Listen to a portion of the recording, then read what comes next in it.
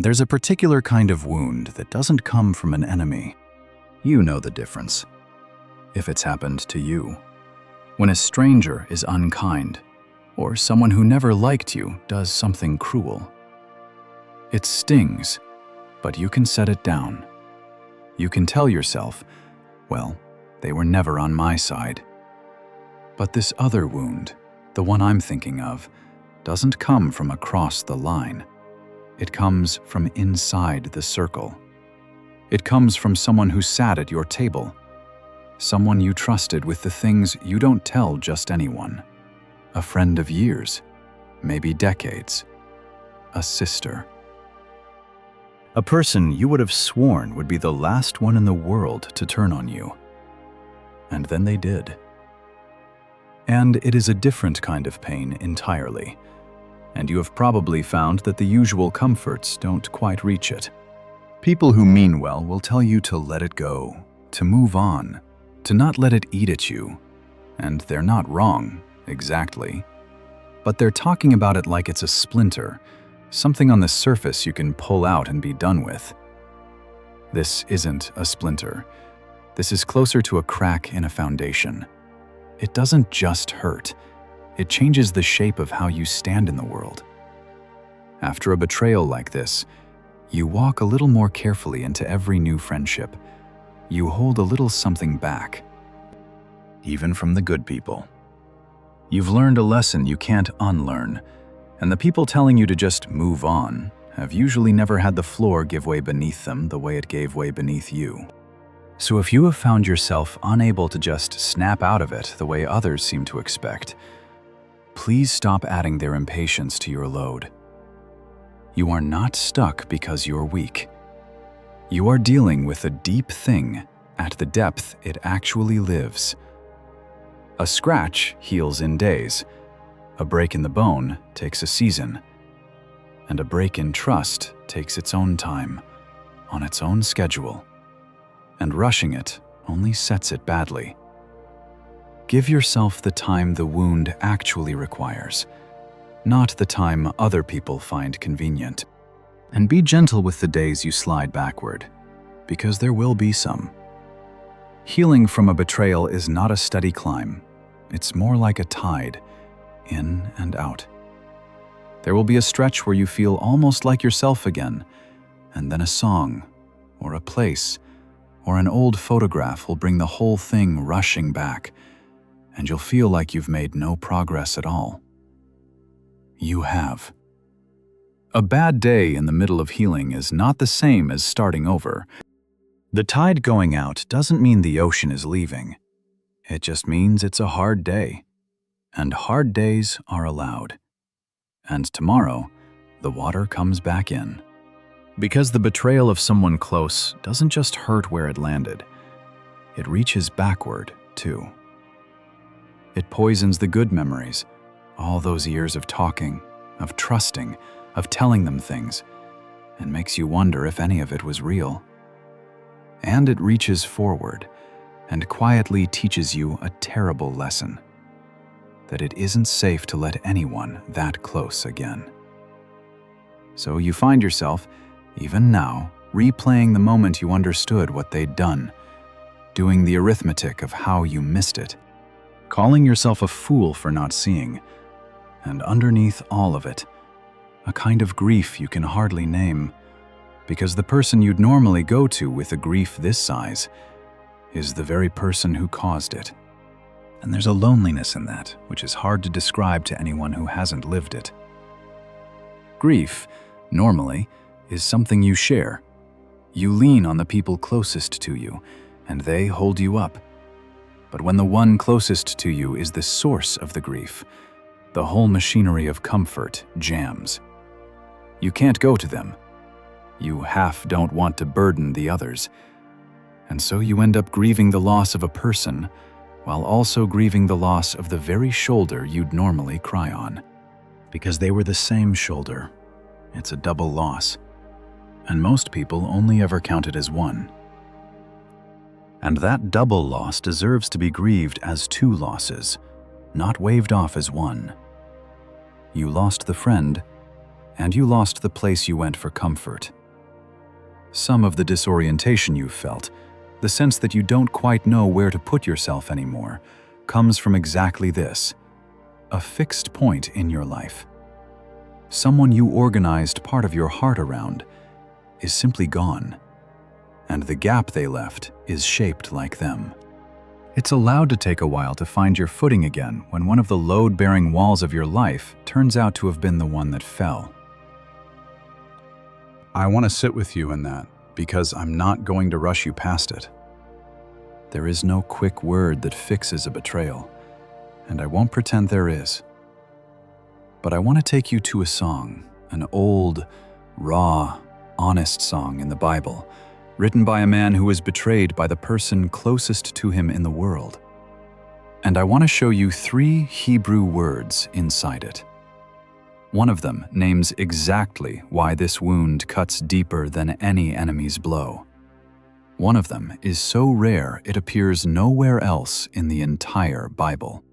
And together, I think, they will give you something to do with the pain you've been carrying all alone. Stay with me. And I want to say, before we even open it, that the fact this song exists at all is its own quiet comfort, because it means you are not the first. The feeling you've had, that surely no one has ever been hurt quite this specific way, by quite this trusted a person, is wrong, and beautifully so. Thousands of years ago, a man sat down and wrote out this exact ache, in detail, and it was considered holy enough to keep forever. Your wound is not a strange, shameful, one-of-a-kind thing. It is old and human. And God thought it important enough to put a song for it right in the middle of his book. There's a strange companionship in that, across all those centuries, when you read David's words and feel the jolt of recognition. Yes, that's exactly it. You are, in a sense, no longer alone in your betrayal. You've been joined by a man who felt it too, and survived it, and came out the other side still able to trust God, still able to lead, still able to love. He is proof that this wound, as deep as it is not the end of your story. People do come through the far side of betrayal with their hearts still beating and still tender. He did. So can you. And it's worth saying plainly, coming through does not necessarily mean reconciling. Sometimes the relationship can be mended, carefully, over time. And that's a grace. But sometimes the person is not safe to let back into the sod, and wisdom means keeping a door closed that they broke. Do not let anyone shame you into reopening a circle to someone who has shown you they'll breach it again. Healing your own heart and restoring the relationship are 2 different things. And you are responsible for the first, not always for the second. You can be fully healed and whole and at peace, and still, wisely, keep your distance from someone who proved untrustworthy. That is not bitterness. That is good stewardship of a heart God gave you to protect. The song is the 55th Psalm, and it was written by King David. Now, David had enemies his whole life. He was hunted, slandered, hounded by people who wanted him dead. He knew what an enemy felt like. But this psalm isn't about an enemy. Listen to how he says it. It is not an enemy who taunts me, then I could bear it. It is not an adversary who deals insolently with me, then I could hide from him. But it is you, a man my equal, my companion, my familiar friend. We took sweet counsel together. We walked to the house of God in company. Do you hear what he's saying? He's saying, an enemy I could have survived. If this had come from someone who hated me, I could have borne it. I'd have braced for it. But it didn't come from an enemy. It came from you, the one I trusted. And that I cannot brace for, because I never thought I'd need to." And isn't that the cruelest mechanics of it? That the very trust which made the friendship sweet is the same trust that left you defenseless. You didn't keep your guard up around this person precisely because you loved them. You let them see the unflattering things, the fears, the half-formed thoughts you'd never say to anyone else, because that's what closeness is. The intimacy and the vulnerability were the same thing. So when they turned, every door you'd lovingly left unlocked became a door they could walk through. You weren't careless. You were close. And closeness, by its nature, cannot armor itself, or it stops being closeness at all. Here is the story underneath it. David had a counselor named Ahithophel, his most trusted advisor, the wisest man in his kingdom. The Bible says his counsel was so respected that taking his advice was like inquiring of the very oracle of God. This was not an acquaintance. This was David's closest confidant, the man he brought his hardest decisions to, the one who knew the inside of the kingdom and the inside of David's own heart. And when David's son Absalom mounted a rebellion to seize the throne and kill his father, Ahithophel, David's trusted friend, joined the conspiracy. He went over to the other side. The one man who knew all of David's secrets used what he knew against him. The historian Josephus tells the same grim story. The brilliant counselor threw his wisdom behind the rebellion, and in the end, when his counsel was overruled, took his own life. Betrayal rarely ends well for anyone, including the betrayer. There may even have been a real grievance underneath it. There often is. Some have wondered whether Ahithophel carried an old wound of his own against David, a buried resentment that finally found its outlet in the rebellion. We don't fully know, but I mention it because betrayal is rarely as random as it feels in the moment. The person who hurt you was usually carrying something: bitterness, envy, a hurt of their own, a story they told themselves. That doesn't make it right. It wasn't right. But it can sometimes loosen the grip of the maddening question that keeps you up at night. Why would they do this to me? To know that it was probably never really about your worth at all. It was about something broken in them. And freeing yourself from the why can be one of the most merciful things you ever do. The mind wants an explanation that makes sense, and betrayal almost never gives you one that fully satisfies. So you can spend years turning it over, trying to solve a puzzle that has a missing piece. At some point, the kindest thing you can do for your own soul is to let the question go unanswered. You may never fully know why they did it. You don't actually need to know in order to heal. Healing does not require a complete explanation. It only requires that you stop waiting for one before you let yourself move forward. It can help, too, to remember that you are not defined by what was done to you. A betrayal is something that happened to your life. It is not the verdict on your life. The person who broke faith got to make one choice: to be unfaithful. And that choice is on them, and it tells the world who they are. It does not get to tell you who you are. You are still the woman who loved well, who trusted generously, who showed up faithfully. None of that was erased by their failure to match it. They wrote one ugly line into your story. They do not get to be the author of the whole book. That pen is still in your hand, and God's. Now, here is the first Hebrew word, and it's the one that explains why this kind of wound goes so deep. When David says, "We took sweet counsel together," the word translated counsel is the Hebrew word sod. And sod doesn't mean ordinary conversation. Sod means the intimate inner circle, the close, private, confidential place where you share the things you don't say in public. It's the word for a secret told in trust, for the small circle you let all the way in. When David says, "We took sweet sod together," he means, I let you into the room where I keep what I tell no one else. You are inside my circle of secrets. And that is exactly why betrayal by someone close is a different order of pain.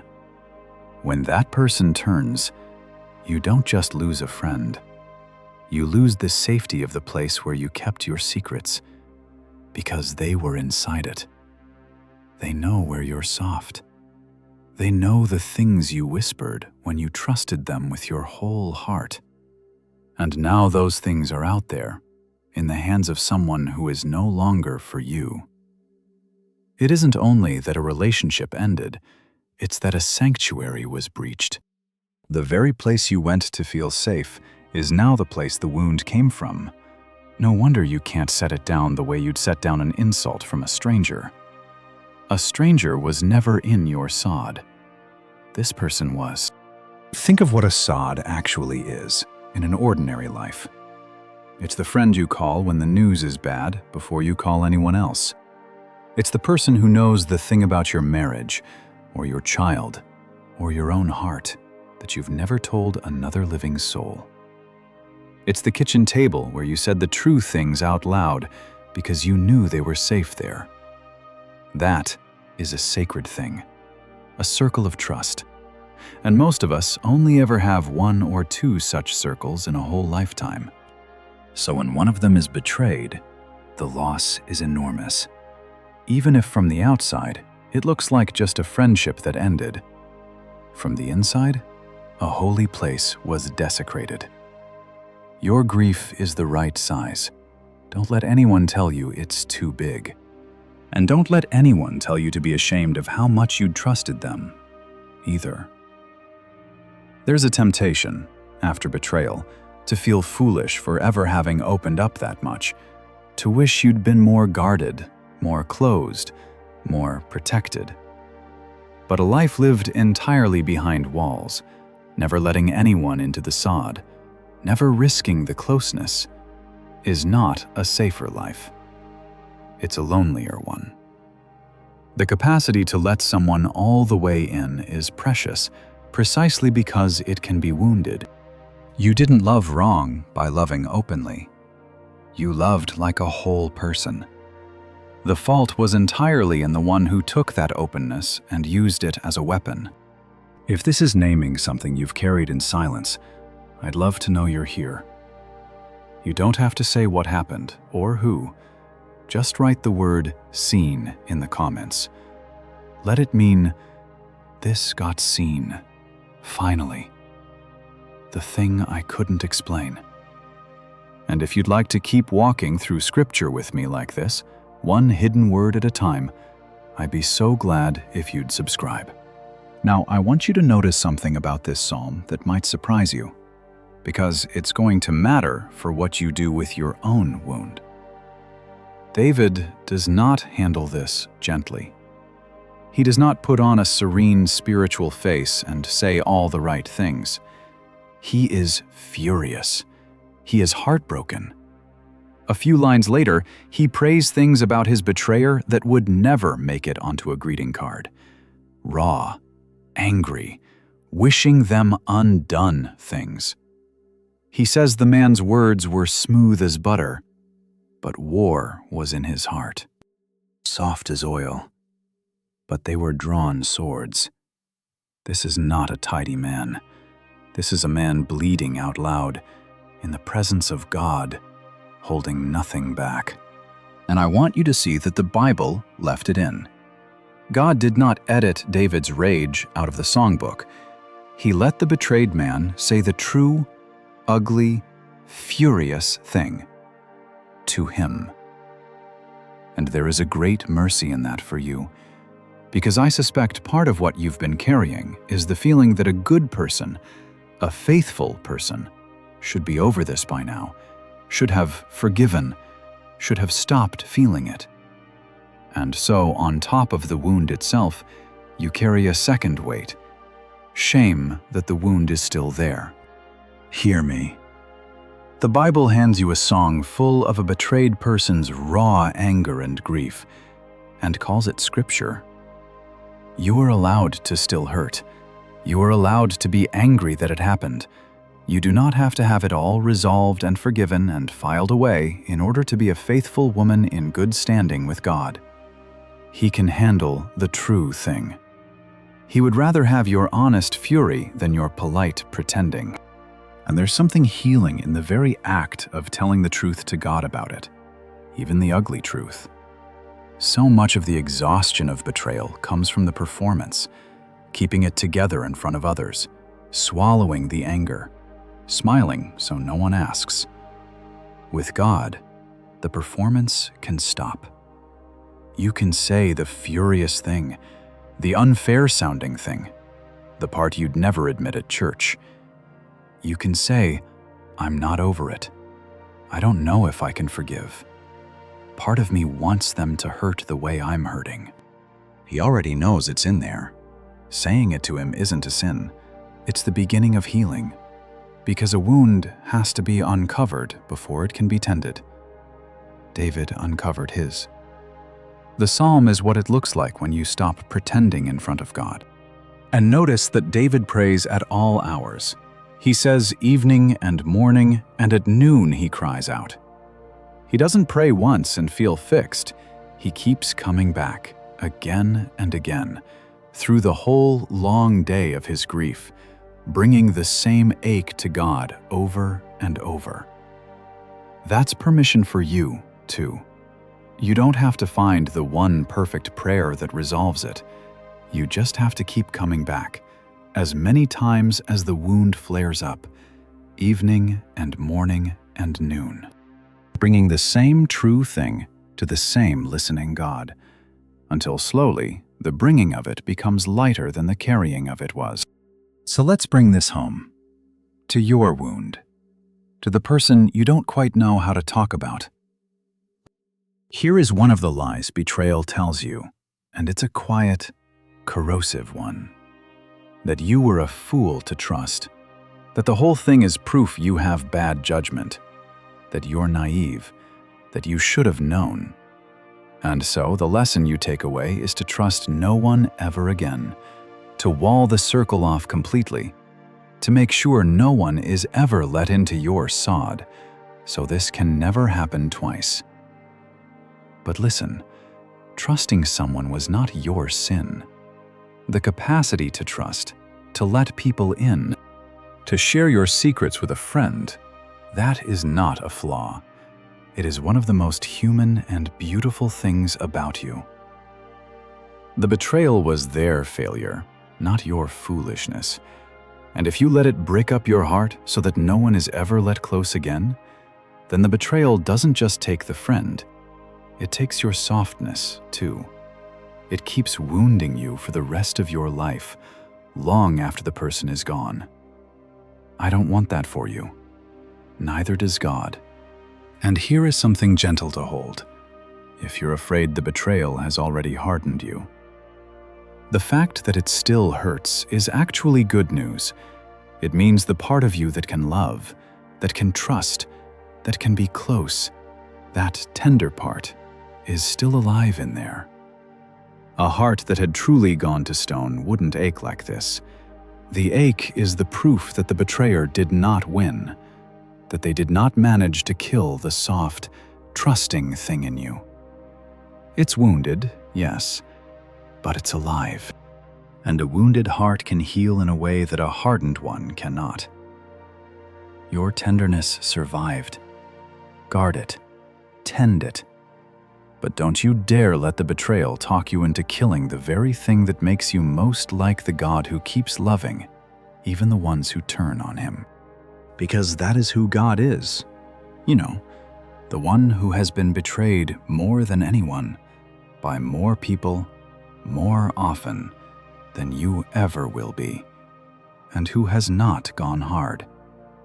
Every one of us has, at some point, walked away from him, broken faith, chosen something else over him. He knows the inside of betrayal from the wounded side better than anyone in existence. So when you bring him this particular pain, you are not bringing it to someone who will only theorize about it. You're bringing it to the one person in the universe who understands it completely, from the inside, and who chose to keep his heart soft anyway. He is uniquely qualified to teach you how to survive this without turning to stone. And here is the second word, the rare one. And it's where the psalm turns toward something you can actually do. Near the end, David writes a line you may know. Cast your burden on the Lord, and he will sustain you. Cast your burden. The word translated burden there is the Hebrew word yehav. And here is the remarkable thing. That word appears nowhere else in the entire Hebrew Bible. Not once anywhere else. It shows up here, this one time, in a song about betrayal. And what yehav means is something like your lot. The thing that has been handed to you, given to you, allotted to you. It's not a burden you went looking for. It's the weight that was placed on you, that you didn't choose. Do you feel how precise that is? This betrayal is not a thing you did. It is a thing that was done to you. A weight handed to you by someone else's choice. A lot you never asked for. And the one word the Bible uses, found nowhere else, for that particular kind of unchosen, handed to you weight, comes attached to a single instruction. Cast it on the Lord. Hand the very thing that was handed to you over to him. You were not made to carry the full weight of what someone else did to you. You can set this specific lot, this unchosen burden, down in front of God, and let him be the one who sustains you under it, and the one who settles the account. And I want you to feel the relief that's hidden in being allowed to set it down. Because you've been carrying it, haven't you? Not just the memory, but the case. You've been the prosecutor and the judge and the jury, going over the evidence again and again, building the argument for how wrong they were, keeping the whole trial running in your head. And it never reaches a verdict, because you can't make them answer for it. And so the trial just runs and runs, and it costs you sleep and peace and years. To cast the yehav on God is to step down from a job you were never qualified to hold and never meant to keep. You can close the courtroom. There is a judge, and he is better at it than you, and he never sleeps. And he sees what you can't see, and he sees the parts of the story you'll never have access to. What was really in the other person's heart, what was said when you weren't in the room, the full truth of who did what and why. You have been trying to render a fair verdict with half the evidence, which is impossible and exhausting, and is part of why the trial in your head never ends. God has all of it. Every hidden motive, every private word, the whole picture. You can hand the case to the only judge who actually has the complete file, and trust that nothing will be missed or mishandled in his court. Because notice what David does with the justice of it. He is furious, but he doesn't go take his revenge. He hands even that to God. Cast your burden on the Lord. He lets God be the judge so that he doesn't have to spend the rest of his life being one. And that is a gift to you, too. Because carrying the case yourself, rehearsing it, prosecuting it in your mind at 3 a.m, keeping the wound open so the verdict stays fresh, that is exhausting. And it keeps you chained to the very person who hurt you. To cast the yehav on God is to say, I am not dropping this because it didn't matter. I am handing it to someone who will deal with it rightly, so that I can finally put it down. This is not the same as saying it didn't matter, and I want to be careful here, because betrayal often gets met with cheap advice that sounds like dismissal. Just forgive, just forget, just let it go, as though the wrong were small. Handing it to God is the opposite of calling it small. It's saying, "This was so serious that I refuse to entrust the justice of it to my own limited, wounded, partial self. It deserves a better court than the one in my head. I'm taking it to the one who saw every moment of it, who was there in the room, who missed nothing, and who will deal with it with a fairness I'm not capable of." That's not letting the betrayer off the hook. That's moving the hook into stronger hands than yours. And those hands have a longer view than yours, too.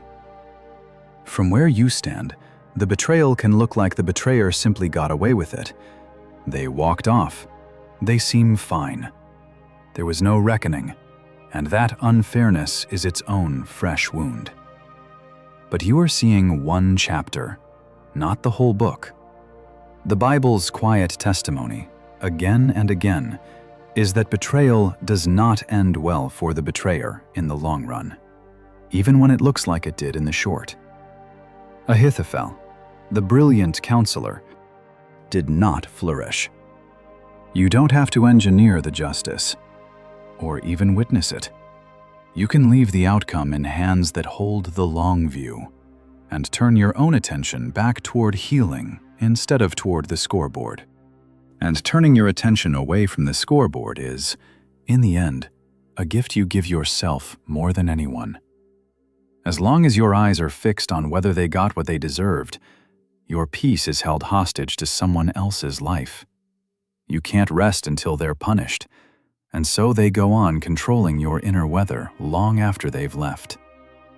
The day you finally hand the scorekeeping to God is the day you take your peace back out of their hands. It's not that justice stops mattering. It's that you stop being its unpaid, exhausted, around-the-clock enforcer and let the rightful judge carry that, so you can finally carry something lighter, your own healing. So what does this look like in an ordinary day this week? Here is the small, real thing. And notice, I'm not going to tell you that you have to forgive or reconcile or feel any particular way on any particular schedule. That's between you and God, in His time, not mine to command. The small thing is just this. Take the true sentence about your betrayal, the real one, even if it's angry, even if it's, "I trusted them and they used it against me and it still hurts," and say it. Out loud, if you can, to God. Not a tidy prayer, the true one, the way David did. Move the secret you've been carrying alone out of the sod that got broken and into the one circle that never breaks. The one whose counsel never leaks, who is inside your heart before any friend and will be there after every friend is gone. And if you can, add one more line when you say it. This is the weight that was handed to me. I'm casting it on you. I can't carry the justice of it, and I'm not going to try anymore. You don't have to mean it perfectly. You just have to start handing it over. You can hand it over again tomorrow, and the day after, as many times as it takes. And don't be discouraged if you have to do it over and over. Casting a burden on God is almost never a single, dramatic, once-and-done act. It's more like setting down something heavy that you keep absent-mindedly picking back up. You hand it to Him in the morning, and by afternoon you notice you've taken it back, and you hand it over again. That's not failure. That's just what it is to carry a real wound through real time.